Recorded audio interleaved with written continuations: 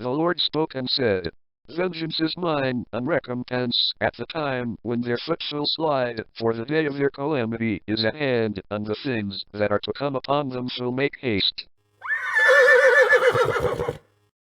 Well, I thought it was an appropriate passage, given the subject matter. Oh, you're already here. Yes, I know your original DM is still missing. No, I don't know anything about a purple horse. But you're just in time to hear about.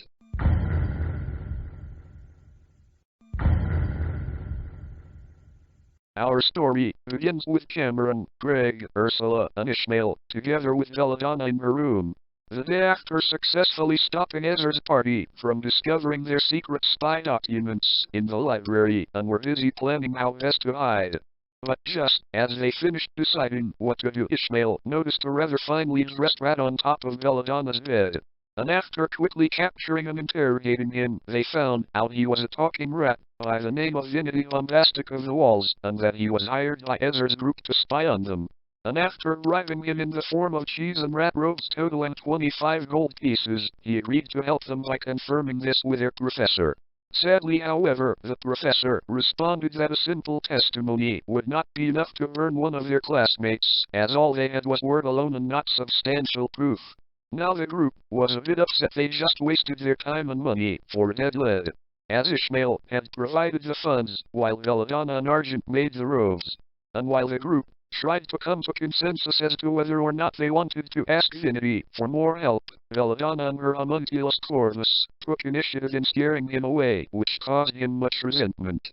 The party agreed to change their hiding location for their secret spy documents in case Divinity ratted them out to Ezra's group.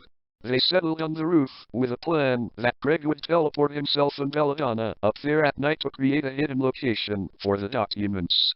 But after nearly falling off the roof and being found out by a faculty member, they decided to wait until tomorrow to try the roof plan again. Since Divinity knew about their hiding spot in Belladonna's room, they had some hang-ups about keeping it there for the night.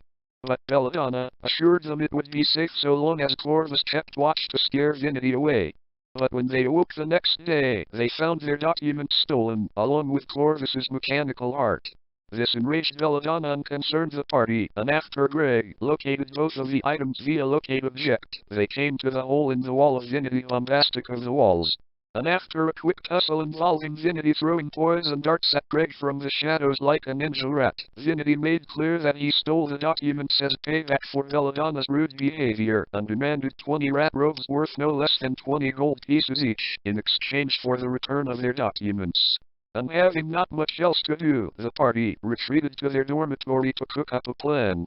The party agreed the rat robes were an outrageous demand, but were unsure what else to do. And Belladonna, still fuming in an autistic rage, suggested they allow her to do her work as a plague doctor and fume out the rat in their walls, and that all she would need is a modest sum of 100 gold pieces. Now Ishmael was very openly against killing Divinity, as he didn't think the class was worth killing someone over.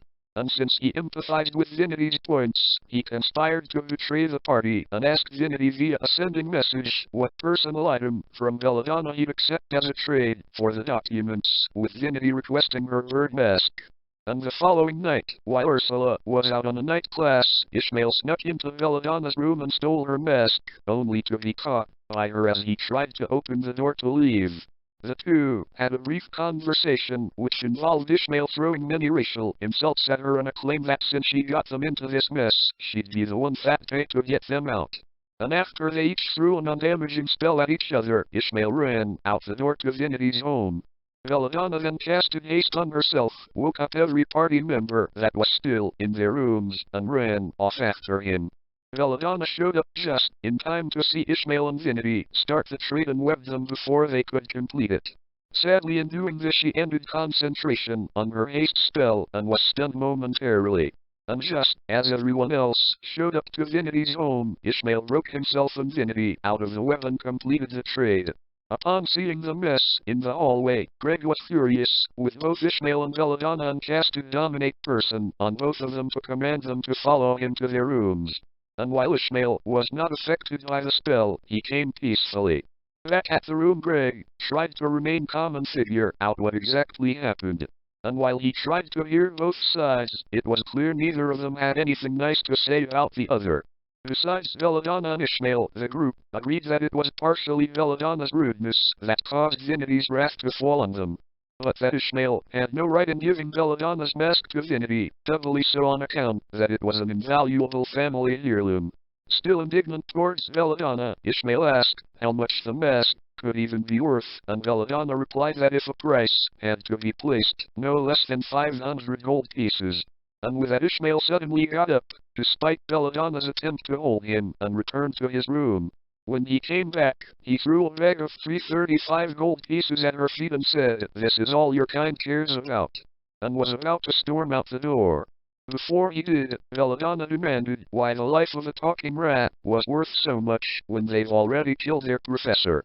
And before he left the dormitory, Ishmael said Professor Little was not dead. The remaining group mulled over his words for a bit, and realized that if Ursula was resurrected, the college would have been able to resurrect their professor without much issue as well. And while this concerned Greg the most, Belladonna was still trying to figure out how she'd get her mask back without failing the class, since Vinity had stated he knew their secret phrase.